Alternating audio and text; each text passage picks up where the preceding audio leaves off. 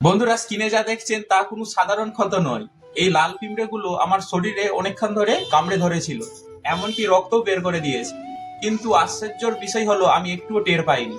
আপনারা ভাবছেন যে ভিডিও না আগে বানিয়ে আগে পিঁপড়েগুলো সরানোর দরকার ছিল, কিন্তু বন্ধুরা সত্যটা অনেক কষ্টে।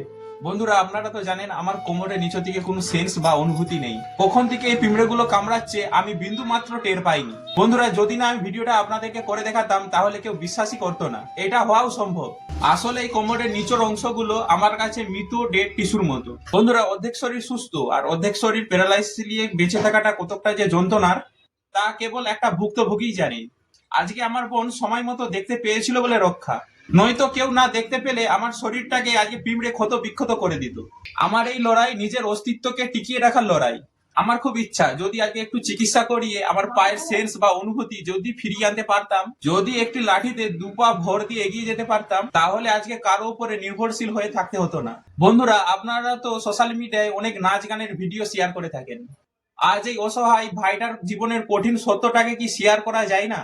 আপনাদের ভালোবাসা আর সাপোর্ট পেলে আমি হয়তো দ্রুত চিকিৎসার ব্যবস্থা করতে পারবো। দয়া করে ভিডিওটা একটু শেয়ার করে দিন আর আমার পেজটাকে ফলো করে দিয়ে আমার পাশে থাকুন। আপনাদের সামান্য সহযোগিতাই পারে আমার জীবনে নতুন করে আসার আলো জাগাতে। ভালো থাকবেন, আশীর্বাদ করবেন।